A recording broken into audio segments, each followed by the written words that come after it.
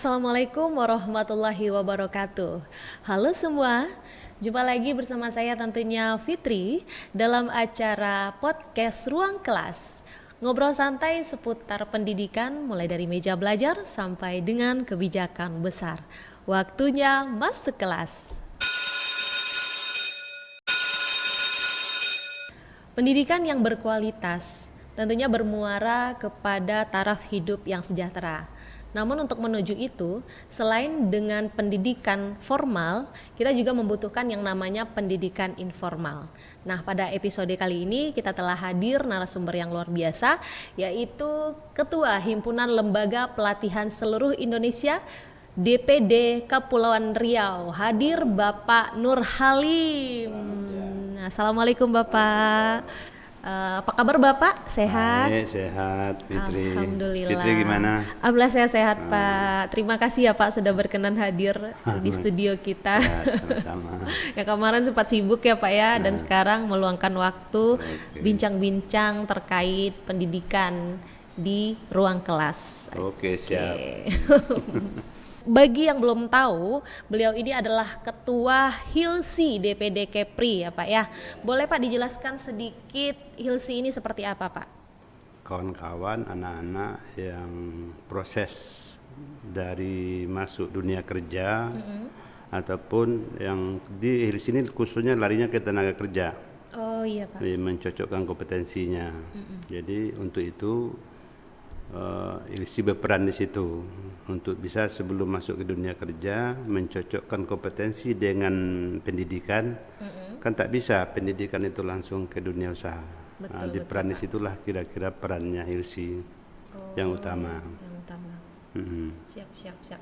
Jadi Hilsi ini anggota atau membernya siapa-siapa aja nih Pak? Hilsi ini ada dua pendiriannya. Pendiriannya ada berbentuk, kalau bentuk badan hukum itu bisa koperasi, bisa yayasan, bisa perusahaan.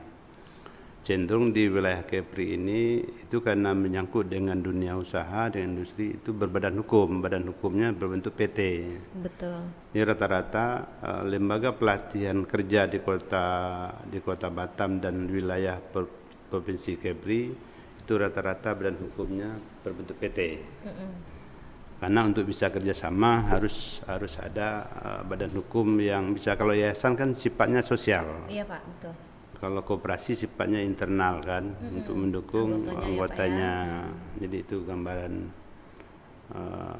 Kalau ruang lingkup kompetensinya sesuai dengan peraturan sekarang ada yang dilaksanakan oleh Hilsi Lembaga Pelatihan Kerja itu ada 7 KBLI, tapi satu KBLI itu bisa ratusan jabatan, jabatan ataupun kualifikasi programnya yang bisa dijalankan oleh ranahnya hukumnya dari LPK itu 7 KBLI 78 421 sampai 427 dan terakhir K3 78 429. Oke, itu bidang hukumnya ya. Jadi izin Pak, LPK yang di Batam ini semuanya sudah serta-merta jadi anggota dari Hilsi itu Pak? Sekarang ini kemarin ada perbedaan pendapat di tingkat DPP itu terjadi dua organisasi.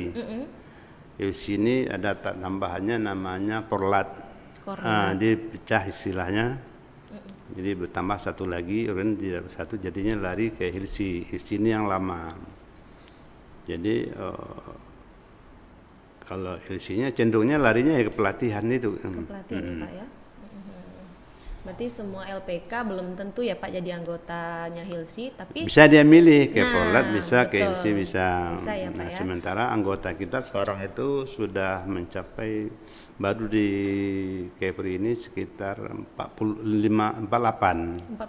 LPK ya Pak yang tergabung ke Hilsi. Sementara ada sih banyak LPK yang belum tergabung di organisasi, masih sendiri-sendiri, karena dia menjalankan programnya sendiri. Oke. Jadi apa sih Pak keuntungan LPK itu bergabung dengan Hilsi Pak? Apa mereka dapat kompensasi atau bagaimana Pak? Ya, kalau dia bergabung di HILSI, pertama sekali dia tentu mendapatkan informasi yang cepat. Oke. Contohnya ada program pelatihan yang sudah berubah-ubah. Sementara kalau dia tidak punya bergabung di HILSI, dia nanti menjalankan yang tidak berlaku lagi. Oh, betul ya Pak. Aturannya Ya. selalu diupdate sama Ada pemerintah diupdate. ya Nah, Pak. diupdate itu langsung biasanya informasi itu dapat lewat organisasi. Ya, Kemudian dia dapat butuh instruktur.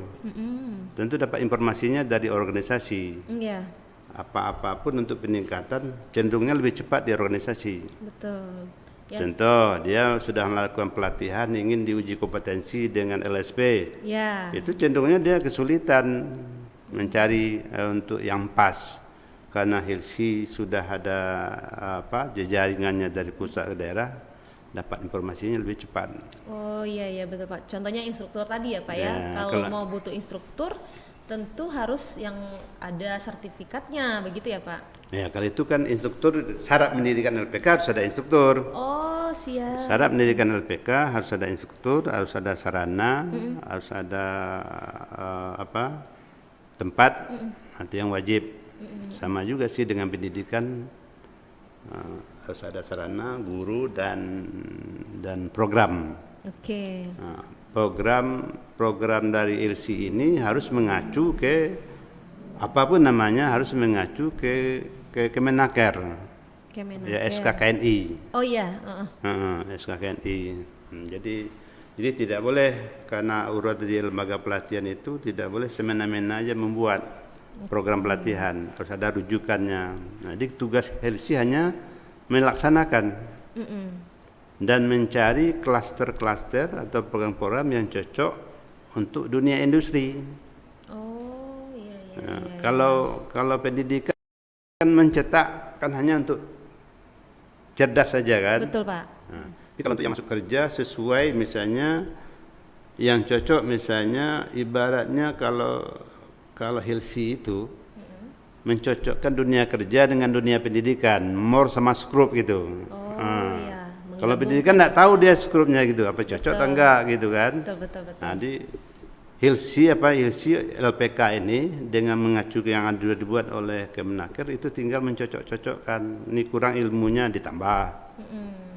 Di dunia industri butuh ilmu ini, yang tidak ada dicocokkan. Yang utama sekali adalah keterampilannya. Nah, itu yang dibutuhkan. Iya. Karena kalau di dunia pendidikan keterampilan itu belum tentu ada ya Pak ya, di yang di formal maksudnya Pak, pendidikan formal. Nah nanti di LPK sendiri itu keterampilan dan ada sertifikasinya ya Pak ya. Ya, ada. Itu yang membuat keterampilan itu diakui gitu ya Pak ya. Ya. Kalau roadmap-nya, kalau kondisi di negara kita sekarang, tamat dunia pendidikan itu dominannya sebenarnya kan attitude. Oh iya. Kalau LPK itu hanya tidak cocok dikatakan itu mendidiknya, attitude-nya. Yang di LPK itu cenderung itu keterampilan sama pengetahuan. Nah, jadi kalau digabung ketiganya itu yang dinamakan kompetensi. Udah bergabung pengetahuan, keterampilan, attitude, itulah yang dinamakan kompetensi. Betul. Kompetensi itu yang dibutuhkan dunia industri. Misalnya jabatannya barista. Apa kompetensi yang dibutuhkan, berapa unit kompetensinya, pengetahuannya gimana, kemudian attitude-nya. Jadi yang dominan mendidik SDM itu dunia formal, pendidikan formal. Kalau pendidikan non formal itu skill sama pengetahuan. Jadi kalau cocoknya LPK itu ya menikahkan lah gitu kan. Iya. Udah Tapi cocok.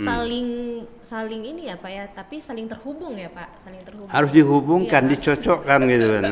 Iya, harus lengkap lah gitu ya Pak ya. Sekarang kan kita tahu dunia pendidikan sama dunia industri kalau dilepas bisa enggak nyambung. Nggak nyambung kan Pak, soalnya yang rugi kan masyarakat. Iya. Soalnya walaupun dia udah tinggi sekolahnya nih, udah sarjana, kalau nggak ada keterampilan sama sekali, orang perusahaan belum tentu mau ini kan Pak, mau menjadikan bagian dari Ya. perusahaan. Nah itu tadi ya Pak. Dunia pendidikan ada juga skill sama pengetahuan. Iya. Tetapi kan tidak mungkin jurusan satu program misalnya insinyur, insinyur teknik atau arsitek. Betul. Di arsitek itu banyak cabang-cabang kompetensi jabatan orang. Nah itu yang larinya di LPK atau peranannya Hilsi di LPK itu menyesuaikan kompetensinya. Nah, dan tidak semua di dunia pendidikan itu belajar dasarnya dasar keterampilan, dasar pendidikan. Nah, untuk bisa kalau industri kan dia harus terima yang langsung pandai. Oh iya, iya Pak. Nah, Mereka dia nggak- langsung pakai, langsung hasil ya kan. Iya. Dia pun profit. Iya profit, Dia harus- cuan ya Pak. Iya. Orientasi cuan. Ya, jadi itu dan itu yang dibutuhkan antara sinkronis. Sekarang kan banyak pertanyaan, kenapa susah mencari tenaga kerja di dunia pendidikan tamatan? Kenapa susah mencari Betul pekerjaan? Pak. Ini susah mencari tenaga kerja kan tidak nyambung ini itu. Iya Pak, jadi Itulah skrup sama mor itu. nggak dapat titik temu ya Pak ya. Nggak link kan gitu. Betul. Ya, link dan net katanya. Itu makanya sesuai juga dengan program wali kota kita hari ini ya Pak ya, untuk memberdayakan sumber daya manusianya. Itu banyak pelatihan-pelatihan yang diadakan saat ini. Isi kan sama LPK itu profitnya kan dia juga ingin mendapatkan keuntungan. Oke. Nah, untuk melaksanakan suatu pelatihan itu dia harus melakukan training need analysis namanya TNA. Nah, dia pelajari perusahaan ini apa aja yang dibutuhkan kompetensinya. Diambilnya perusahaan lain lagi dikumpulnya sampailah satu unit program pelatihan, apakah berbentuk klaster ataupun okupasi. Udah cukup dia contohnya mengadakan pelatihan 20 orang. Nah, dia adakan MOU dengan industri. Dia didik orang itu, dia latih, kemudian dia kembalikan ke industri. Nah, dia latih kan gitu. Nah, supaya kebutuhan sumber daya industri itu cocok, meningkat. Nah, itulah peranan di LPK mencarinya. Nah, kalau di program pelatihan di pemerintah Kota Batam ini sekarang kan ada 2 versi itu. Satu untuk pelatihan untuk calon tenaga kerja. Iya. Nah, itu harus dari industri datanya. Siapa perusahaan A butuh welder. Weldernya di bidang apanya? Apakah las di bawah laut atau di luar atau gimana gitu Banyak kan? lagi cabangnya Banyak ya, lagi Pak? kompetensinya. Oke. Satu welder aja ada 21 kompetensi. Untuk Ada satu 3G, 4G-nya kan begitu. Jadi sangat untuk melingkannya itu harus perlu itu. Jadi LPK itu setelah tahu dia kompetensi itu digabung menjadi dia program kurikulum. Nah, kurikulum inilah yang dilatihnya ke peserta itu. Oke. Itu kalau dia ingin mencari yang cocok, Yang sesuai sesuai ya. kebutuhan. Tapi kalau ada juga LPK ya jualnya aja misalnya pelatihan welder 6G. Dibuka pengumuman kalau orang datang berarti kan bisa juga dengan itu. Jadi dengan posisi jabatan. Kalau di Kota Batam sekarang kan cenderung programnya sudah ada di Dinas Tenaga Kerja. Iya. Tentu harus tenaga kerja tentu sudah melakukan training analisis. Yang TNA tadi ya Pak? Ya, ke perusahaan-perusahaan. Setelah dapat program yang dibutuhkan oleh industri, itulah yang dilakukan oleh lembaga pelatihan yang diumumkan oleh Dinas Tenaga Kerja. Ini loh program pelatihan yang dibutuhkan oleh Kota Batam. Oke. Kalau tenaga kerja pencaker ada juga dari pokir-pokir DPR. Dia pergi ke daerahnya tertentu, dapilnya, ini butuh pelatihan memasak atau tata boga gitu kan. Berapa orang, dia kirim data itu. Nah, itulah digodok oleh antara. Siap. Itulah Jadi prosesnya. prosedur Dia kalau ingin Fitri nih, Pak ini bagus mengadakan pelatihan konten kreator atau bikin host atau MC. Iya Pak. Nah, kan gitu. Nah, cari dulu butuhnya siapa saja. Oke. Nah, kalau udah datanya jelas, data bisa diajukan oleh LPK atau diberikan jadi pokir atau dimasukkan ke Hilsi untuk atau langsung ke Disnaker itu boleh. Oke. Nah. Ini jadi perhatian juga bagi Fitri Pak. Kebetulan nih Pak, Fitri kan member dari salah satu komunitas suara solidaritas pembawa acara Pak. Jadi memang butuh ini yang namanya pelatihan MC atau public speaker Pak. Nah, gimana nih Pak prosedurnya biar bisa matching dengan penjelasan tadi Pak? Kan nampak peluang itu Iya, kan. Pak, Nah, betul. siapa yang pakai? Berapa orang butuh? Mungkin banyak sekali Pak, anggota kita aja sudah. Kalau ada butuh kan ada presi. Iya, Kalau dia tenaga kerja yang belum bekerja, masuk dia kelompok pencari kerja. siap. Memasukkannya boleh dari grup asosiasi, Oke. catat nama-namanya, juga boleh. Ya, asosiasi ini diberikan ke DPR juga boleh. Oke. DPR yang mengajukannya, ke asosiasi mengajukannya, nanti ada dalam musrembang yang diadakan oleh pemerintah. Betul. Setiap awal-awal tahun itu kan ada musrembang. Iya Pak. Masuk ke situ. Nah, dikirimkan juga informasi ini ke apa, kalau data-data penempatannya sudah ada langsung kirim ke Disnaker pasti akan reward. Oke. Kalau yang udah betul-betul ada penerimaannya gitu Iya, kan. betul. Cuma masalahnya kadang-kadang perusahaan butuh bulan Januari, pelatihannya baru bulan Agustus. Nah, ini yang masalah. Iya, Akibatnya orang perusahaan Batam mencari tenaga kerja luar daerah. Oh, Nah, itu yang terjadi sekarang. Nah, itu tidak sinkronnya waktu. betul. Pas menikahkannya tidak cocok gitu. Kembali Skrupnya, ke skrup dan butuhnya sekarang, realisasinya. itu yang kendala di Oke. sekarang ini di Kepulauan Riau kayak gitu. Iya betul Pak. Oke. Tapi Hilsi Kepri tentu hanya mendorong DPC. Ini loh gitu-gitu langkahnya, karena ini ranahnya udah antar provinsi, antar kota kan. Oke. Nah, yang ada baru Hilsi sekarang ini Batam, Karimun, Bintan, Tanjung Pinang. Natuna belum ada. Nah, itu program apa juga? Kenapa LPK-nya belum ada di situ? Itu belum ada asosiasinya. Oh gitu ya Pak ya. Ini bikin LPK ini gampang atau susah atau gampang-gampang susah Pak kalau bikin LPK ini?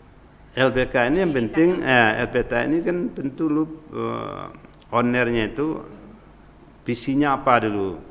Kalau orang visinya duit mungkin nggak akan bertahan sih LPK-nya. Tapi kalau visinya ada rasa senangnya, dia kan ada orang-orang senang dia passionnya di situ passionnya ya, Pak. gitu. Dia visinya membangun sumber daya manusia, habis itu beramal sambil bekerja bermanfaat. Iya. Kemudian dia punya jaringan, punya dana CSR dari kawan-kawannya, dia dirikan ini. Nah, dia dirikan itu. Tapi kalau hanya prosesnya ingin dapat duit, konsekuensinya itu harus tahu dia peluang-peluang dulu. Oke.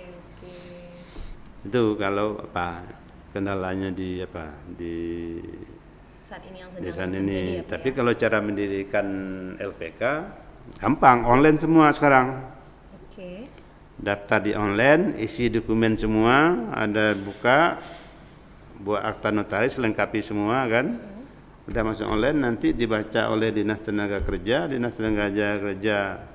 dibuatkan di telepon, nanti dibuat tinjau supervisi ke lapangan, memenuhi persyaratan, nanti Dinas Tenaga Kerja membuat pertimbangan teknis layak untuk dilanjutkan, baru PTSP nanti mengeluarkannya. Oke. Online semua itu. Nah, yang nggak online tentu tinjau surveinya betul nggak kan gitu. Iya betul nggak ada LPK nih. betul. Cuma yang sekarang nih banyak juga LPK yang izinnya dari Kemenaker kan gitu, izinnya dari kementerian, dia udah lanjut langsung aja laksanakan pelatihan. Oh, ini boleh atau gimana Pak kalau yang seperti ini Pak? Sebenarnya pelatihan itu wewenangnya kota, ada izinnya itu dari pemerintah kota, pemerintah daerah. Kalau penempatan lain lagi, namanya LPK juga, lembaga penempatan kerja. Izinnya itu cuma izinnya kalau kota saja, penempatan di dalam kota itu izinnya dari Dinas Tenaga Kerja. Oke, jadi harus kalau 2 kabupaten kota itu izinnya di Kepri, di provinsi. Berarti setiap LPK yang diakui harus ada surat izin dari Harus LPK Disnaker harus ya, punya Pak, ya? izin ya. Disnaker Itu risiko tinggi itu. Tidak bisa main-main. Kalau jualan alat tulis segala macam itu tidak ada risiko tinggi. Ya. Supplier aja. Kalau ini selagi menyangkut orang risikonya tinggi. Jadi wewenang LPK itu hanya melatih. Kalau menempatkan bukan ranahnya LPK. Beda lagi ya Nah, Pak ya. itu ILSI selalu mengingatkan kepada kawan-kawan jangan masuk ranah yang bukan izin kita. Nanti. Nah, kalau enggak nanti urusan yang dapat hukum. Tapi istilahnya sama-sama ya Pak ya. Terus saya juga dengar ada LPK, ada LKP juga nih Pak. Mirip-mirip juga nih Pak. Ya, kalau LPK itu ranahnya berhubungan hanya khusus yang berbau tenaga kerja. Betul. Nah, gitu. Karena LPK tidak boleh merancang konsepnya sendiri. Harus ada standarnya, ada aturan-aturan yang berlaku dengan Kemenaker. Yang SKKNI tadi ya Pak ya. SKKNI ya. Terus kalau LKP itu ranahnya Dinas Pendidikan. Oke, iya. Nah, dia boleh apapun dilaksanakan boleh. Dia melaksanakan pelatihannya itu. Kalau kita kan rujukannya kan sertifikasi. Sertifikasi adalah BNSP yang disahkan di Indonesia. Jadi BNSP sertifikatnya ke BNSP. Sudah diuji, sudah dilatih, di sertifikasi ini namanya BNSP ini orang melaksanakan uji ini ditunjuk oleh BNSP adalah namanya LSP.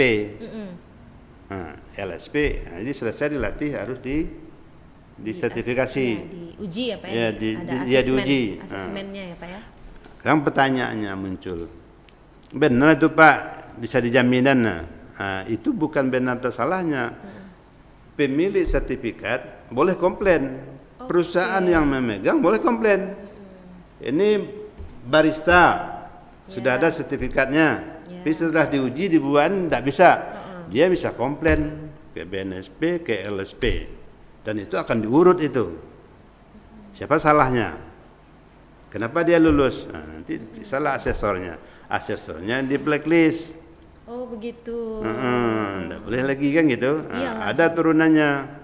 Nah, dikasih peringatan LSP-nya. Nanti bisa aja LSP-nya nggak boleh jalan dulu. Betul, karena itu resikonya besar sekali kan Pak ya. Ya, Kan ada asumsi asal uji aja lulus kok semua katanya kan gitu. Standar yang diminta LSP itu adalah standar minimal. Standar minimal itu pun itu harus dilaksanakan, itu yang diuji. Cuma di NSP tidak ada kata-kata nilai 10%, 80% nilai A, 5%, tidak ada. Ini kompeten tak kompeten. Iya. Nah, tidak kompeten dibalikkan. Atau diulang lagi gitu ya Pak? Atau diulang ya. Latihan lagi gitu. Ya.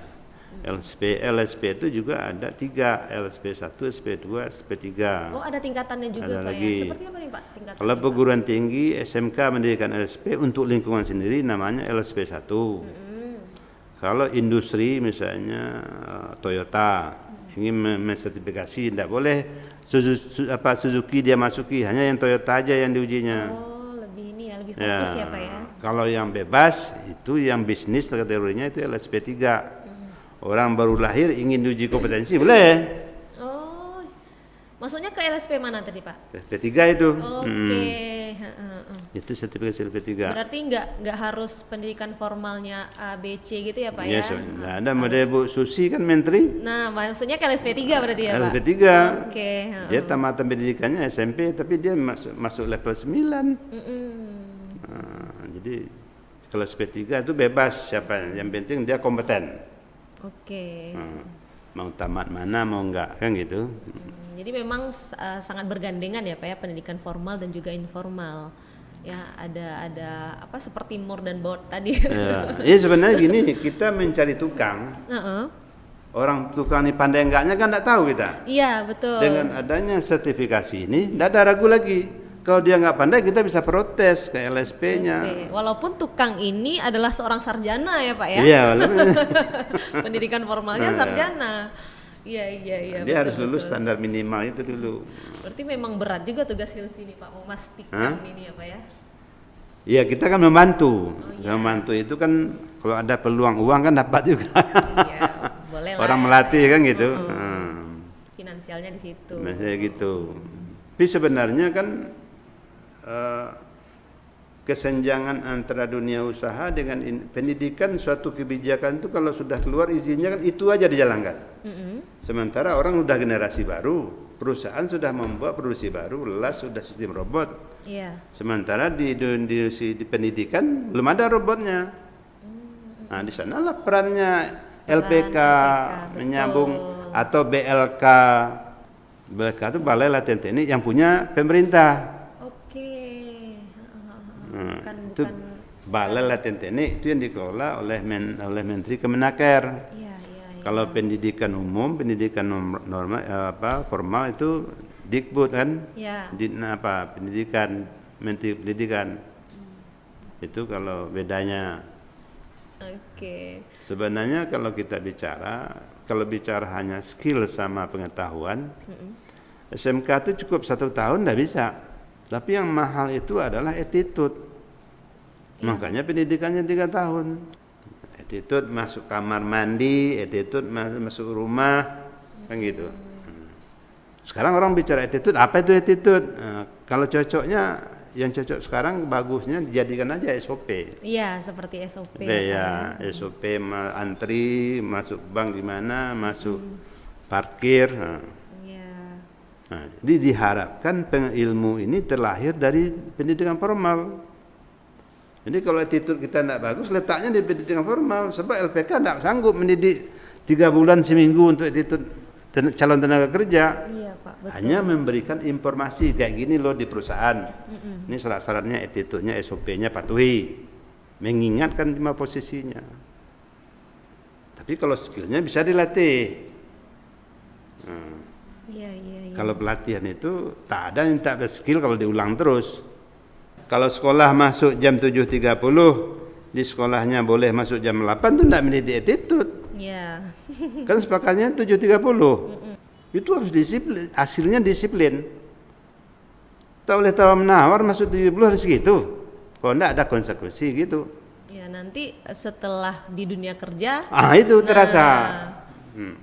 Kalau sempat dia ada orang kebakaran, attitude-nya apa? Harus pakai sepatu, harus pakai pengaman. Kalau dia langgar, itu risikonya. Karena mungkin kalau yang seperti cerita Bapak barusan, karena di pendidikan formal sering pada saat upacara nggak bawa topi, nggak bawa dasi, ya Pak ya. Di dunia kerja tidak pakai pakaian safety. Iya harus. Betul. Kalau dunia pendidikan formal namanya kejuruan, itu suasana sekolahnya itu harus mengarah ke sesuai dengan program studinya. Kalau dia bergerak di bidang mesin, lingkung-lingkung itu nampak mesin-mesin. Itu harus budayakan sarafnya. Jangan nampak, termasuk kalau perlu masuk di rumah, kamar-kamar kosnya bergambar habur mesin. Oke, Bapak Nur Halim, izin Pak, sebagai Ketua Himpunan Lembaga Pelatihan seluruh Indonesia nih Pak, kan mengayomi hilsi-hilsi yang ada di Kepulauan Riau. Ini udah berapa lama nih Pak hilsi ini terbentuk, yang Kepri, yang DPD Kepri? Saya ini boleh dikatakan yang ketiga lah. Yang ketiga. DPC-nya yang dominan itu kan LPK banyak di Batam. Batam sama Karimun. Kalau di daerah yang belum ada LPK itu biasanya LKP. LKP yang di bawah Dinas Pendidikan tadi ya Pak ya? Kalau di Hilsi ini ya baru dominannya ya baru dua periode inilah yang agak karena sudah adanya aturan-aturan yang jelas, sudah mulai tahu kawan-kawan. Satu periode itu berapa tahun Pak? Satu periode itu 5 tahun. 5 tahun. Lama juga sih. Lama juga ya Pak ya. Berarti ini udah periode. Ini sudah kemarin saya sebenarnya dulu itu enggak mikir juga sih masuk cuma kemarin tuh kawan-kawan, Pak habis pensiun jangan pensiun dulu. Bapak masuk ke Hilsi. Kalau pensiun tentu harus punya LPK. Kan Bapak ngurus izinnya buat LPK katanya. Oke, Bapak udah pensiun. Jadi sebelumnya dinas di mana, Pak? Terakhir di dinas tenaga kerja juga sih yang mengurus. Pas sekali ya. Ya, yang mengurus izin-izin LPK ini dan mengurus tentang kelembagaan. Oke. Terakhir sampai saya selesai kelembagaan BLK sudah berdiri, sudah jalan. Oh, BLK. BLK itu kan dari sekolahnya Kemenaker kan gitu. Sekolah apa nih? Balai Latihan Kerja namanya. Oh, di Batam sendiri udah ada berapa? Di Batam namanya di BLK di Kabil. Kabil. Kalau ingin jelasnya masalah sarana-sarananya dulu ya orang Kabil yang ngasih lahan kan gitu. Oke. Ada sejarah pembangunannya gitu ya, Pak. BLK ini sudah lama dulu ingin didirikan tapi tidak tuntas-tuntas juga. Jadi sekarang sudah beroperasi atau Sekarang gimana? udah operasi, udah 2 tahun operasi. Jadi BLK ini program dari pemerintah. Pemerintah, duitnya pemerintah, instrukturnya pemerintah, itu murni semua itu. Tapi kita belum ada dengar sih Pak, atau saya yang kurang update ya. Karena belum ada pelatihan yang, saya taunya yang ini yang di Marina, yang pelatihan kesehatan. Nah, itu Bapelkes, Menteri Kesehatan itu. Oke. Nah, itu BLK-nya Menteri Kesehatan kalau ini apa? BLK-nya Kemenaker ya Pak ya. Oke, siap. Kalau Dinas Pendidikan SMK kan gitu. Oke, berapa tahun Bapak di apa namanya? Di Dinas Tenaga Kerja setelah pensiun langsung diangkat jadi ketua Hilsi. Ya, pas sang istri kan syaratnya dirikan dulu apa lembaga kan harus berdiri. Punya LPK sendiri intinya karena juga. kawan-kawan banyak mungkin ya berasumsi butuh perizinan agak baru, dia bingung, dia mungkin itu minta bantu ke kita kan untuk bisa membantu. Mungkin itu aja asumsi saya, kawan-kawan ngajak. Itu udah pas lah Pak. Pas pensiun besoknya langsung jadi pengurus. Iya, udah Ya, pas itu jadi ketua Hilsi karena memang langsung pensiunan Disnaker ya di Jombang. Ya kalau udah selesai besok tutup lagi kan kita kan udah. Kalau program kerjanya mungkin yang utama sekali yang kita targetkan dan juga akan menjadi pilot project di DPP di nasional. Kita membuat MOU, Hilsi MOU dengan seluruh LSP yang ada di Indonesia. Oke. Yang programnya, kompetensinya yang tentu yang lengkap gitu kan. Sudah itu kan LPK tinggal ngambil. Kita minta juga ke LSP, minta anggaran yang member kan gitu. Jadi kita sudah orang-orang yang pelatihan bisa langsung LSP-nya. Ini LSP-nya silakan langsung connect, langsung dia berhubungan. Itu programnya agak yang perlu pemikiran sedikit dan tenaga. Kalau ini terjalin, project ini mungkin kita pindahkan ke DPP. DPP tinggal membagikan seluruh provinsi. Jadi LC boleh dikatakan karena LSP itu butuh LPK. Seluruh pelatihan LPK itu perlu disertifikasi. Iya betul Pak. Nah kita jembatani itu. Jadi kalau ini berhasil kita pindahkan ke nasional, ke DPP. Tinggal lagi DPP memerintahkan provinsi DPD. Ini loh LSP yang kita kerjasama, silakan. Dengan harga yang member dia bisa jalankan. Iya. Nah, dan LSP ini kan banyak juga harganya beda. Ada yang programnya tergantung programnya, ada yang 2 juta, ada yang 1 juta, ada yang 500 kan gitu. Uji kompetensinya. Itu hitungannya per orang ya Pak? Per orang. Nah, cuma yang dilema tentu di bidang kalau kesehatan kan di bawah naungan ID kan gitu. Iya. Ya sekarang harusnya kan semua harus BNSP semuanya karena itu udah diamanahkan. Nah, cuma kalau ada program tertentu yang nggak mungkin, contohnya orang operasi, dokter itu aja kerja setengah jam udah dapat duitnya tinggi. Ini uji kompetensi 1 jam, belum honornya hanya 2 juta. Iya, nggak matching ya Nah, Pak. ini yang kendala mungkin ke depan dari LSP-nya. Berarti memang harus ada aturan khusus yang mengenangani ini ya Pak ya. Kadang dia ngapain saya ikut sertifikasi, ngapain saya diuji kompetensi lagi, toh saya sudah kerja dapat uang sekian gitu kan Pak ya. Ya. Jadi seharusnya kan itu semua sekarang kan harus itu. ukuran standar orang sertifikasi itu adalah orang ini kompeten nggak di situ. Yang mengatakan bisa orang ini kompeten adalah sertifikasi. Badan menangani sertifikasi siapa? LSP. Ya. Nah, LSP ini di bawah naungan siapa? Yang pemerintah, itulah namanya BNSP. Kembali ke asesmen dari LSP itu kan ada biaya per orang itu Pak. Itu ada minimal pesertanya nggak Pak? Misalnya satu orang pun LSP siap menguji atau harus ada minimal Saya jumlahnya? kalau satu asesor hanya boleh maksimum menguji itu 10 orang satu hari.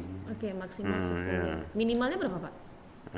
Minimalnya konsekuensinya anggaran itu naik. Oke, Iya kan? iya, Nah, betul, kalau betul, satu betul. orang ngujinya itu enggak, satu orang ngujinya itu mahal. Biayanya lebih besar ya Pak. Nah, kebetulan kan saya di samping pengurus Hilsi juga mendirikan LSP. Oh, LSP. Di Kepri ini ada 4 LSP. Yang papanya yang P3-nya yang umum. Ini salah satunya yang TIK, saya masuk di situ jadi owner apa. Bagian apa Pak? Bidang LSP Bapak? TIK. TIK. Dan TIK itu sekarang udah, kalau Pemko sekarang mensertifikasi orang 1.000 itu habis duit 10, kadang-kadang 10 miliar kan gitu. Ada latihannya, ada sertifikasinya. Ya. LSP yang ada di kawan-kawan semua di grup itu udah produksi lebih 2.000. Iya, iya, iya. 2.000 orang. Cuma TIK ini agak banyak peluangnya kan gitu. Kompetensinya itu ada totalnya 150 jabatan. Oke. Ada hacker segala macam, operator komputer, termasuk animasi. Oh, apa aja itu Pak pelatihan yang bisa dihandle TIK kayak animasi, animator Animasi muda, bisa, anim muda ada semua. desain grafis. Nah itu ini nanti mungkin di LSP Iya. TIK itu kita nanti ujinya. Iya, iya, iya, iya. Nah kalau memang nanti dipakai oleh dunia industri tidak bagus, boleh tuntut aja LSP digitalnya kan gitu. Kenapa ini tidak bagus? Kenapa dikeluarkan izin? Nah, tentu LSP nanya, siapa asesornya? Kenapa nih lulus? Tanggung jawab kan gitu. Iya, ujungnya ke sana ya Pak. Ya kayak gitu aturannya dimanapun. Itu pun boleh ditanya. Kenapa saya lulus? Boleh ditanya. Kok saya lulus? Saya tidak merasa bisa katanya. Nah, Boleh iya, aja iya. gitu. Bisa Itu namanya diuji kompetensi itu banding namanya. Oke. Nah, kenapa lulus? Saya tidak yakin saya bisa kan gitu. Bisa aja dituntut gitu. Berarti ada proses banding, ada mahkamahnya juga. Ada. Ya, Pak? Oh, iya, iya, iya, iya. Ini kan kebutuhan orang kan gitu. Orang sudah bayar, sudah diuji kan gitu. Cuma kita kan terbalik, takut tak lulus kan gitu. Iya, berarti ada resiko nggak Pak nanti ditarik sertifikatnya? Atau Iyalah, kalau memang nggak bisa, komplain industri, lapor dia kayak gitu, nanti akan ditindaklanjuti. Iya, iya. BNSP akan tanggap itu. Nih, bisa-bisa nanti LSP-nya dinonaktifkan, asesornya dinonaktifkan 1 tahun atau 6 bulan gitu kan. Itu ya. Berarti nggak serta merta langsung. Cuma yang masalah Iya, Pak. di asesor kan bikinnya gini, selagi namanya skill, itu kan orang berkembang, nggak ada makin bodoh kan. Ya. Bawa mobil hari ini baru mutar-mutar, besok udah bisa balap kan gitu. Di ilmunya nggak akan berkurang, naik rata-rata kayak gitu. Karena apa demikian? Karena sertifikasi itu berlaku hanya 3 tahun. Oh, ada 3 tahun habis. jangkanya ya, Pak, ya. Nah, kalau udah habis 3 tahun ini Pak, ikut ujian lagi, ikut pelatihan lagi atau gimana prosedurnya? Uji aja. Nah ini yang kita minta, ke pemerintah daerah. Kalau uji kompetensi itu mungkin kita bisa buat kelompok, diuji aja semuanya. Iya.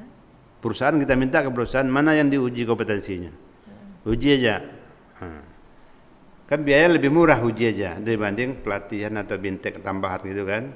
Nah, yang nggak bagus-bagus baru di workshop. Workshop itu 3 hari dibimbing. Apa aja yang tak bisa-bisa dia. Bukan semua kompetensinya di apa kan. Nah, kalau ini kan bagiannya kecil nih dan akibatnya apa? Volume produksi sertifikasi meningkat. Baru di bintek. Bintek itu kan 7 hari atau 5 hari ke atas. Ya, memang. Nah, itu diulang semua. diterangkan lagi semuanya. Dari awal ya Pak ya? Ya, ini mana yang tidak paham, mana yang tidak paham. Nah, dan itu biaya kos kan tinggi. Oh iya. Jadi biasanya duit 1 miliar bisa sertifikasi hanya 200 orang, bisa jadi 1.000 orang gitu. Iya. Nah, bisa jadi 2.000 orang. Ya, ini mungkin bahagian kalau dari kawan-kawan dari aparat pemerintah, kalau ini dipedomani dikaji ini bagus saya rasa untuk meningkatkan produksi. Nah, mungkin contoh ini sekarang Kota Batam ada 300, Kota Batam kita ambil contoh 300 tenaga kerja. Iya. Ya kan? Yang diuji berapa kemampuan tahun ini? Kalau kemampuannya 3.000, 3.000 dibagi 300.000 berapa persen? Berapa? 0,1. Iya. Nah, kapan tercapainya juga sih? Habis 3 tahun datang lagi yang baru kan? Iya. Nah, ini harus ada pemikiran yang spektakuler lah gitu. Harus ada kesinambungan. Ya, diuji atau gimana caranya? Cuma Pak, ada permasalahan juga nih sekarang nih Pak. Misal nih si A ikut pelatihan di bidang desain grafis, misalnya Pak ya. Itu kan membuat desain, bikin flyer, foto gitu ya Pak ya. Terus dan ternyata realisasinya dia kerja sebagai operator PT, kan nggak nyambung nih Pak. Nah, itu masalah itu kondisi kan. Nah otomatis sertifikat ini nggak kepake. Ini gimana ini Pak? Nah itu masalah ini. Kebutuhan industri itu kan dilihat. Kalau memang hanya kalau sertifikasi kan yang sudah bekerja. Kalau pencari kerja baru dibutuhkan berapa orang butuh. 20 orang selesai pelatihan itu ditempatkan. Cuma masalahnya kan apakah selesai di situ? Enggak juga. Perusahaan butuh bulan Agustus. Dinas baru pelatihan baru dilaksanakan bulan Maret. Dia butuh uang nih cepat produksi. Nah, itu juga kendala. Iya. Berarti dimaksimalkan di TNA tadi ya Pak ya? Di situ diberdayakan kerjasama industri. Pemerintah itu betul-betul kompak. Kapan dibutuhkan harus didetail gitu kan. Saya butuh misalnya orang industri saya perlu las 6G gitu. Saya butuh tanggal sekian bulan sekian. Toleransinya minus 11 bulan lah gitu kan. Nah itu untuk mengurangi risiko kontraknya. Karena dia kan industri di Batamnya rata-rata kan kontrak. Bukan hilir. Habis cetak, habis semacam dia berangkat lagi kan kontraknya. Betul. Cuma kadang Pak di pemerintah kan kita terkendala jadwal anggarannya nih Pak. Ya itu. Di situ tadi kan Pak. Pelatihan kan misalnya anggarannya cairnya bulan ini atau bisa direalisasikan bulan ini. Kalau sebagai kita harus berusaha meminimalkan lah gitu kan. Selalu berbicara, selalu diskusi bagaimana ini bisa dapat. Yang bahayanya itu kita tidak peduli. Apapun hasilnya, tapi kita udah berusaha itu yang namanya. Yang hasil itu ya Tuhan punya kuasa lah. Kemampuan kan gitu. Intinya kita meminimalisir. Berusaha maksimal. Yang penting jangan dibiarkan. Itu kalau ilsi kan sebatas itu aja cuma gimana gitu. Iya.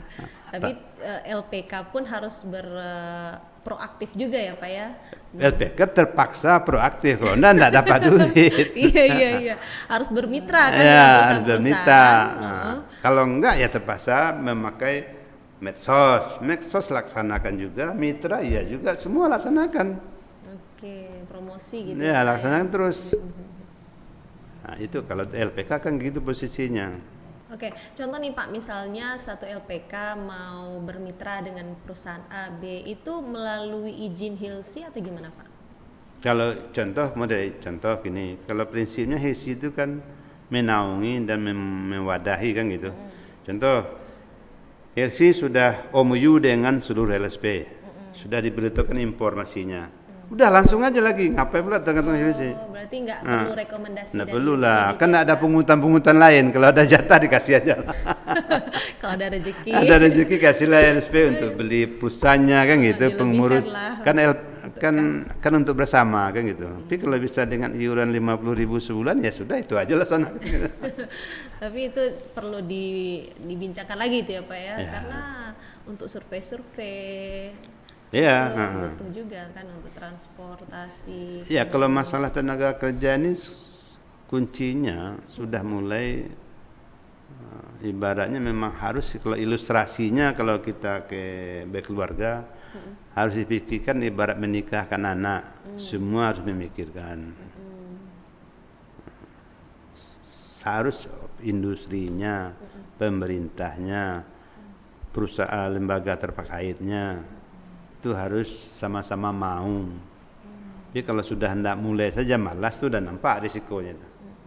Tidak mau aja ngurus atau tidak lalai aja ngurus, udah lari banyak yang terjadi itu. Iya. Contohnya tadi kan Pak ya, lalai aja LPK ternyata yang disertifikasi nggak sesuai kompetensinya. Orang barista ternyata nggak bisa ini bikin kopi. Ya kan Pak ya? Nah, iya. Karena kelalaian tadi. Ya lalai asesor itu dia ndak dulu diluluskan kan gitu. Nah, itu jelas larinya kalau dia ndak cocok kompetensinya berarti asesornya. Kenapa asesornya meluluskan? Yang milih asesor, kenapa dipilih asesornya? Ya kan Pak? Nah, ya LSP-nya lagi kan gitu. Nah itu dia. Nah, tergantung jawaban asesor. Kalau asesornya ini masalahnya Pak, tekanan kan segala macam gitu kan. Nah, tergantung dia. Nanti baru salahnya ke LSP. Kalau itu bisa diukur itu yang salahnya di mana. Yang susah diukur itu sinkronisasinya link and match-nya itu kapan pas kan gitu. Harus berlomba-lomba itu menyiapkan mensiasati sama-sama memikirkan. Tidak boleh terlupakan. Contohnya ibarat tadi itu kan dia butuh pelatihan industri yang akan datang itu besok butuh bulan Juni. Kan gitu. Selagi bicara semuanya, pihak peserta, pihak pemerintah ingin melaksanakan pelatihan, laksanakan bulan Mei kan gitu, bulan apa? Supaya langsung. Iya. Nah, itu butuhnya ibaratnya. Tapi kalau dilaksanakan bulan Desember, kan nyambung lagi. Iya. Walaupun bertanggungjawabkan 1 tahun kan gitu. Tapi kalau untuk LPK yang berdana besar, bermodal besar, kalau dia bikin mandiri itu bisa juga kan Pak? Harus, LPK itu dasarnya harus mandiri, tidak tergantung pemerintah. Nah itu dia Pak, kadang kan Pak, LPK ini hanya ada pelatihan saat ada bantuan pemerintah. Nanti yang regulernya disampingkan gitu loh Pak. Tapi tidak, biasanya tidak lama LPK itu berdiri. Oh yang seperti itu ya Pak. Contohnya peningkatan kinerjanya. Kapan dia harusnya kan dia kalau LPK itu meningkat pasti dia punya gedung ke depan. Dia rencanakan 5 tahun kita harus punya gedung kan gitu. Jadi kalau enggak ya kayak gitu aja kan. Itu tergantung LPK-nya niatnya apa, visinya apa. Kalau visinya ya proyek ya itulah prosesnya. Nah ini juga masukan nih buat LPK di luar sana, jangan hanya bergantung dengan anggaran pemerintah ya Pak. Itulah makanya harus mandiri juga. Makanya visi misinya itu jelas juga. Minimal kalau tidak ada orang jalan ya latih 2 orang kan masih lumayan juga, gratis kan. Iya. Gratiskan pesantren, gratiskan orang miskin. Kan tidak rugi juga. Ya, kalau ada instrukturnya ngapain? Kalau ada instrukturnya, kan instrukturnya digaji juga. Kasih aja orangnya gratis juga bisa. Anggap sebagai biaya promosi lah ya Pak ya. Ya promosi bisa aja kalau ini masalahnya ini masalah bisnis ya. Betul Pak, betul. Kalau masalah bisnis itu ada dibeli 10 dijual 12. Ini maksudnya gimana nih Pak? Dibeli 10. Ini dampaknya nanti ke cerita kita nanti ya. Iya siap. Kalau bisnis ada 10 dibeli barang 10. Misalnya kita beli mobil 100 juta. Mobil second, habis itu kita jual 120 juta. Oh iya. Itu bisnis, jualnya kayak gitu. Ada orang bisnis beli 10 jual 2. Rugi dong Pak. Di mana ruginya kan gitu? Kalau dilihat sekilas rugi nih. Ya, kalau 1 biji bisa rugi. Oke. Contoh kayak gini. Kalau contoh bisnis digital akan gitu. Contoh YouTube gratis kan? Iya, awalnya. Kan gratis kan? Kalau banyak dia kan apa? Dia buat iklan kan? Oke, iya. Kan iya, gratis iya. lihat YouTube. Dulu saya buat email bayar 300.000 loh. Dulu. Ya, waktu saya dosen dulu di Iya, apa Pak. di Tahun berapa, Pak? tahun 90-an. Email buat Padahal sekarang gampang banget loh, Pak. Bikin email itu. dulu bayar sama dengan handphone dulu kan. Ya. Saya dulu punya handphone harus bayar 2 juta deposit. Oke. Itu Komsel. Baru dapat kartu. Ngisi pulsanya gitu ya, Pak ya? Enggak, jaminan. Jaminan ada kartu istilah dulu. jaminan Itu enggak dulu tahu lah ya. kan bisnis juga itu kan. Iya. Sekarang orang berlomba-lomba untuk suruh beli kan. Iya. Terbalik kan. 10.000 aja udah bisa ngisi. Dulu 2 juta jamin deposito. Deposito baru dapat nomor itu. Jadi kembali ke istilah beli 10 jual 2 tadi, Pak. Ya, contoh gini kalau ilustrasikan. Kalau LPK itu dididiknya 10 orang Iya. gratis, nanti kamu hasil usaha kamu, hasil kamu bekerja nanti kamu sumbangkan untuk adik-adik kamu ya.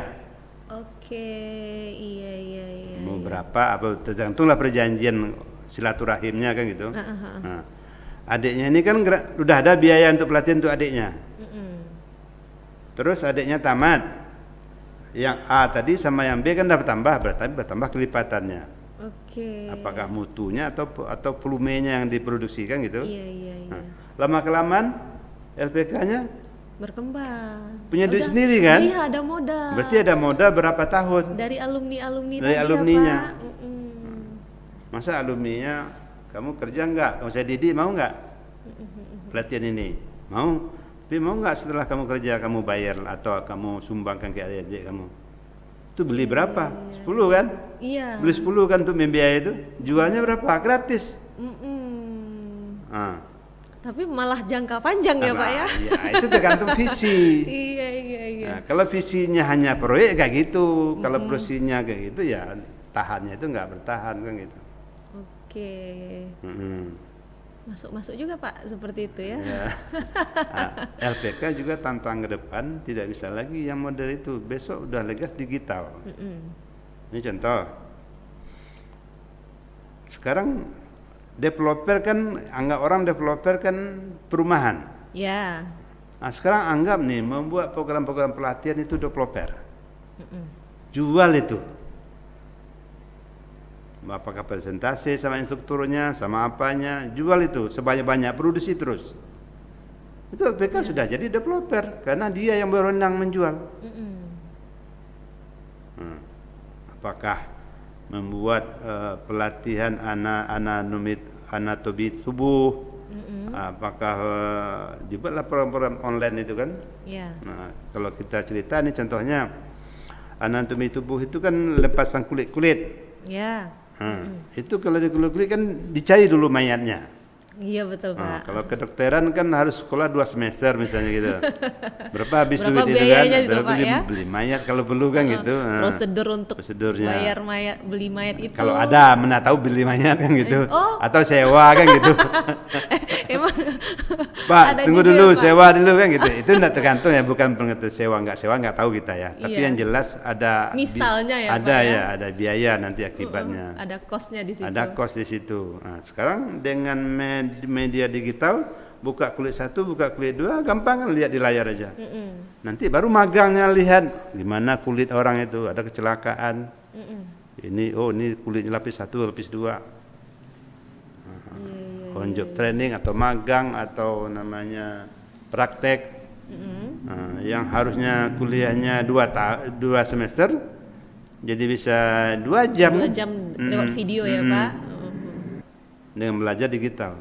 Belajar digital Dunia ini enggak ada susah lagi dan digital itu. dan hasil profitnya sama ya, Pak, yang didapat gitu loh. Dia punya waktu, dia udah tahu dulu konsepnya kan. Iya. Tinggal dia membuktikan. Sambil jalan pun dia bisa lihat hasil-hasilnya di lapangan apa yang terjadi. Nah, itu dunia sekarang dia harus pandai menyikapi hal-hal ini. Digital sekarang. Nah, sekarang masalahnya ya sesuai bicara tadi, sekolah SMK itu bisa dilaksanakan setahun kalau skill sama pengetahuan. Iya, Pak. bisa Nah, dilaksanakan tapi di situ. attitude-nya gimana? Siapa yang jamin? Dari mana mendidik? Dia mulai lahir sudah ada attitude harusnya. Lingkungan juga harus mendidik attitude. Iya. Di media TV nampak sering orang maling. Nah, Gimana attitude berubah anak-anak kita? Nggak bisa juga. Semua media juga bertanggung jawab. Informasi ini betul nggak? Bisa mempengaruhi nggak anymore? Tapi sekarang kan zaman bebas. bebas Gimana? Pak, nggak ada saringannya. Malah ya itulah tugas orang tua lagi kan Pak ya, dan juga Ya lingkungan. nggak bisa satu-satu. Nah, nggak bisa, betul Pak, nggak bisa. Orang tua, lingkungan, tempat dia bekerja, tempat dia sekolah. Termasuk regulasi. Nah, regulasi regulasi. dijalankan atau tidak. Baik, izin Bapak, mungkin bisa kita simpulkan yang dibutuhkan saat ini di dunia kerja itu yang pertama attitude yang bisa diperoleh dari pendidikan formal tadi ya Pak ya. Terus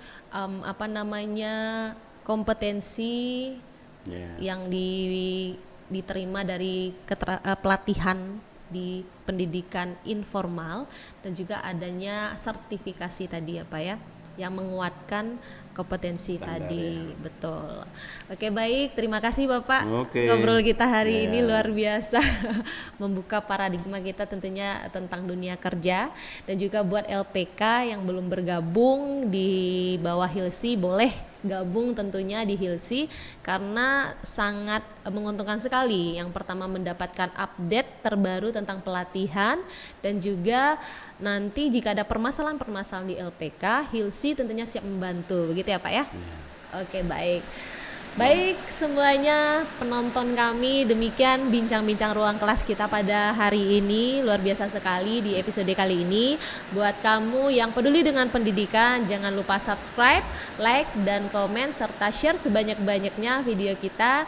Dan juga saya Fitri mohon undur diri, sampai jumpa di next episode. Wassalamualaikum warahmatullahi wabarakatuh. Waalaikumsalam warahmatullahi wabarakatuh.